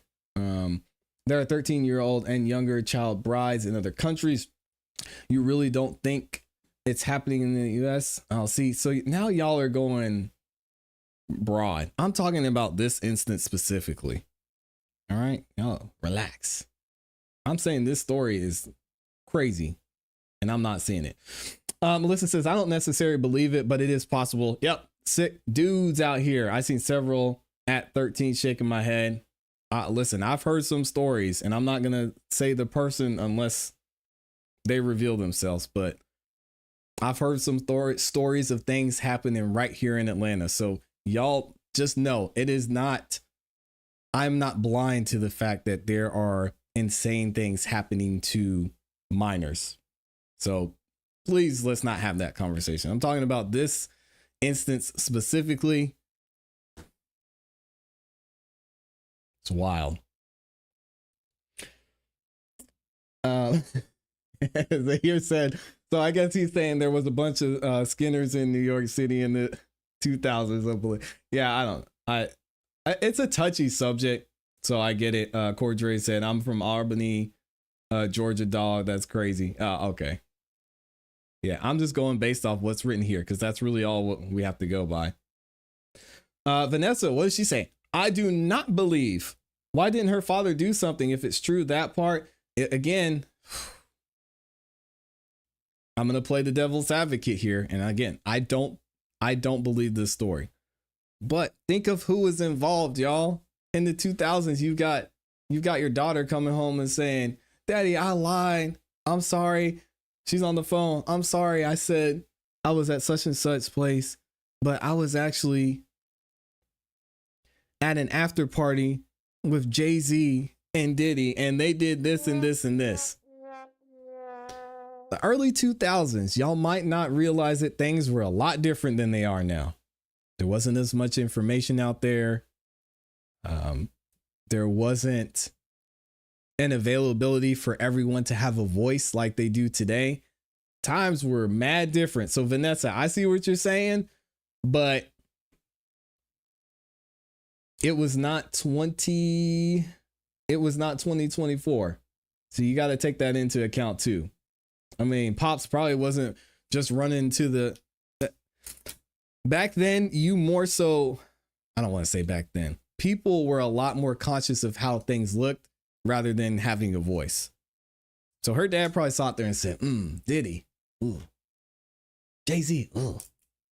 I'm going to go on the news and say my daughter lied about where she was, and I'm going to look like a bad parent because my 13-year-old was out here running around.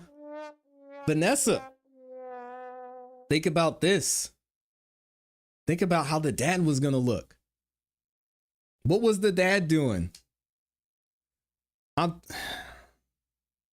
Listen, 2000, it was a different world than we see now. So that's something you have to take into account. What does Amy say? And Amy would know a lot about this conversation. I'll leave it at that. A man in Altoona, Pennsylvania was stopped with a fake New Jersey ID and is being held for questioning in connection with the murder of the United Healthcare CEO, Brian Thompson. Oh my gosh, Amy with the breaking news. We're going to get into that one day. We might cover that soon. But yeah, y'all have to think about it. Lauren Robinson knows 2000 was very different. Tat Cloud says, and speaking facts.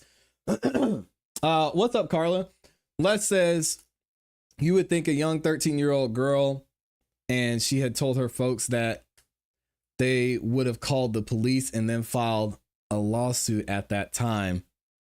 And then her 24 years later file a lawsuit. It doesn't make sense. Yeah, it does, Les, just for the reasons that I mentioned. Because what are the police going to do? They're going to be looking at the parents and be like, why? Why weren't you checking on where your 13-year-old daughter was? Because this was an after party, which means she got to the VMAs on time, which means this is 4+ hours minimum that passed and they hadn't checked in with their daughter. Come on, man.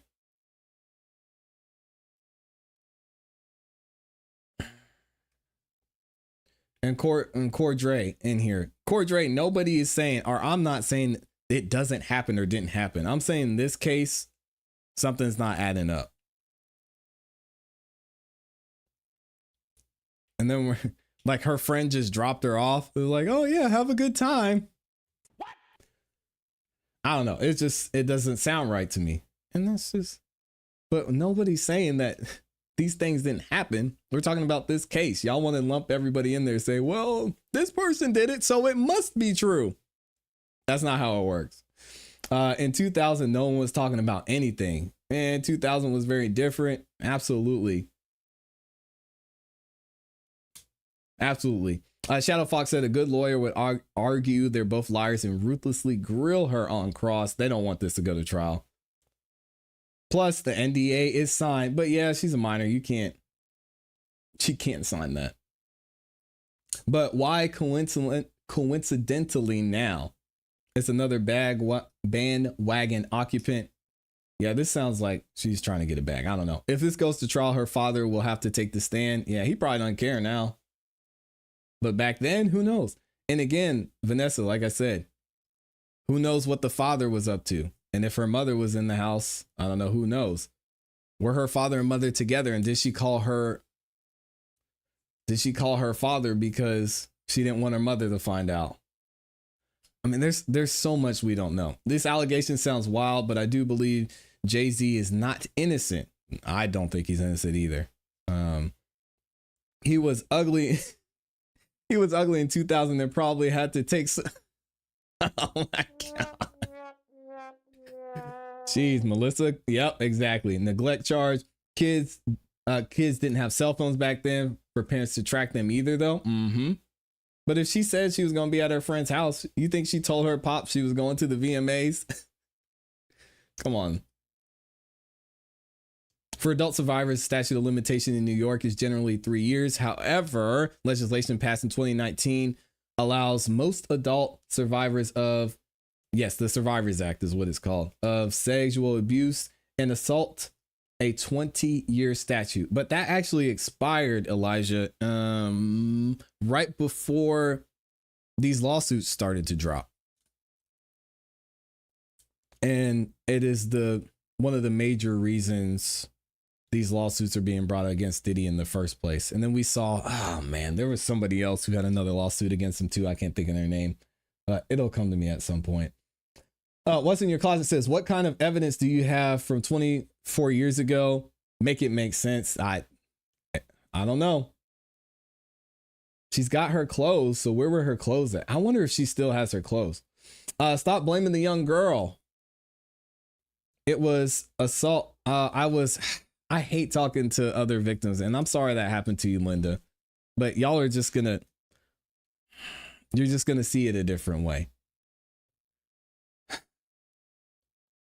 I was assaulted at 15 and came home, never told my parents anything, and they never noticed anything. I faked it well due to embarrassment, just told my husband at age 45. That's so tough, Linda. I'm sorry that happened to you. But for every Linda, there's a liar.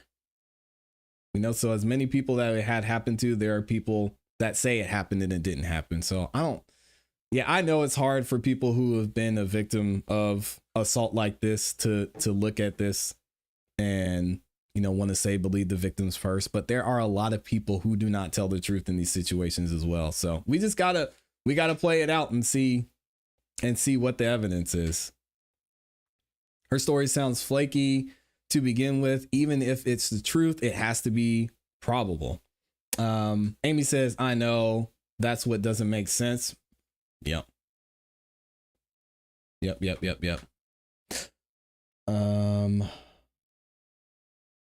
we go. We got a super chat. Shout out to Monica Carter with the super chat. Says, quick back to Witty and Kell. I think them boys just trying to live now. Everybody has a super blessed day. Thank you, Monica. I hope that's the case. I really do. Just live their life. Right Street in here being a menace as usual says, they could have just called Law and Order SVU and it would have been solved. Oh my gosh. Crazy. We have a dark sense of humor. People, stop personalizing this case. Yes, she is not you. Look at the story analytically. It doesn't make sense. Yeah, and that's why it's hard. Like I know as a victim, like it's gonna be hard to hear. Trust me, I understand and I get it. So if you feel like as a victim of SA or that type of assault, then you can look at this objectively, then okay. But yeah, throwing your own experience in there and comparing it to this, we don't know if this lady's telling the truth or not. No one knows that. No. It's tough, man. It's tough. 13-year-olds were fast back then too. Remember, especially if they had no parents in the home working. That's what I'm saying, Monteresa. What were the parents doing in this case? Lauren Robinson said, I'm just saying they didn't exist. James Rittenberry in here says, ClassE, back in the 2000s, these allegations were going on like crazy because young people were running around like crazy looking for easy money. Bandwagon jumpers. James said, I'm not buying it. The timeline is not timelining. Just her getting past. Like she just said she was out at the limos trying to get, what did she say? Inside the building, plaintiff recognized celebrities as she entered. Period. Okay. And she said the limousine driver's like, yeah, you can come on. As the event began, much of the crowd moved inside, but the plaintiff without a ticket remained outside with the others and watched the VMA on the Jumbotron, determined to get into the VMAs or an after party. She approached several limousine drivers parked nearby and attempted to talk her way into either. You're telling me this 13-year-old was just walking up to limo drivers like, hey, I'm trying to get in. Can I get in? They're probably like, you better get your ass home before I call your parents. I mean, this is the bravest 13-year-old I've ever seen. But I mean, hey, teenagers, we did some dumb-ish. I was there. Jamila says, I was assaulted as a child, by someone extremely close for years. I was 38 when I told, and I think she is lying. Oh, see? If she was drugged, how does she remember so much? Man, I think it depends on the drug. Yeah, I'm sorry that happened to you, Jamila. Sadly, that is not an unfamiliar story. Dang, man. I'm so sorry to hear that. And that's the way it usually goes. Again, I know someone who worked in the child's crime field specifically, and it's almost always someone that's close to you. This type of situation is very, very, very, very, very, very rare. You know, even though Cordray was like, man, in New York, they were doing this every day. Yeah, thank you for sharing that, Jamila, and shout out to you and also shout out to Linda for being brave and sharing your stories, because it's not easy.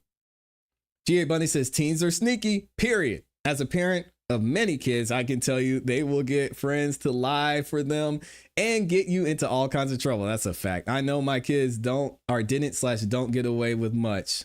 Yeah, I agree. I agree. You got to watch them. Antoine Bishop is in here. He says, one thing in life, you can make mistakes. That's for both parties.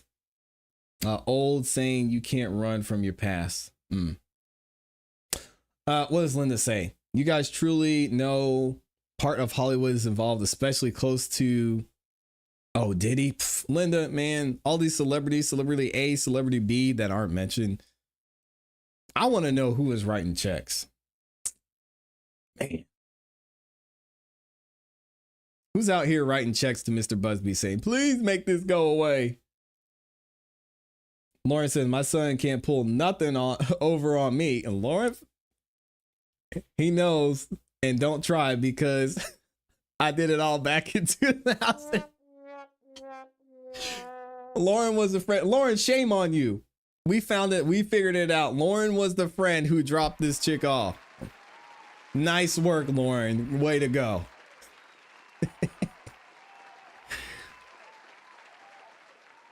Man, they about to call Lauren in for questioning. I can't believe that. Oh my gosh. All right, y'all. You say, you know, I'm wild. And see, Lauren, he's got it in his DNA, so you better be careful with those famous last words. We're going to pray for your son, because, man, these teenagers be out here wilding. I was one of them. Lily says, I will never believe it, especially during this coincidental time. It's hard. The timing is tough. But a lot of victims will say, you know, when one person stands up, it's easier for other people to stand up. I do believe that. In this case, I'm not buying it. But we'll see. We'll see. I've been wrong before. I could be wrong here. GA Bunny says, I teach my daughters and sons not to write checks with their mouths that their ass can't cash. Ain't that the truth? And don't write checks for me either. Don't write checks that you're expecting somebody else to cash, because listen, I'm gonna be like, Take care of it. It is what it is. Amy says, I don't know if this happened, but I do know that Diddy's being held without bond and the amounts of evidence against him. Imagine the company he kept and for how long he got away with stuff. And the things that he's seen, Amy. The things that he's seen. I mean, so many. You got royalty, all types of celebrities, business owners, politicians involved in this. Man, it goes deep, deep. All right, y'all. I was going to cover Drake today, but we keep putting Drake off, man. I feel bad. Drake's my guy, but dang. Drake is running a victory lap right now because Jay-Z got mentioned in this. He got mentioned in this lawsuit. Either way, we're going to go into it. We might cover Drake tomorrow. I appreciate y'all. Thank you to everybody who supported. Shout out to the stream sponsors today. Amber Rain making it rain. And my guy, Dr. EJ. We are going to be back tomorrow at 9:30 a.m. Eastern Standard Time. So y'all stay tuned in. I'll keep you updated on any YSL updates I hear. And then we're going to have more news for y'all to cover as well. All right. Like the video on your way out. If you haven't liked the video yet, subscribe, hit the notification bell so you don't miss any time that we go live or drop a new video. I appreciate y'all. Hope y'all have a great day. And as always, keep growing, keep pushing, keep it classy. We go. Peace.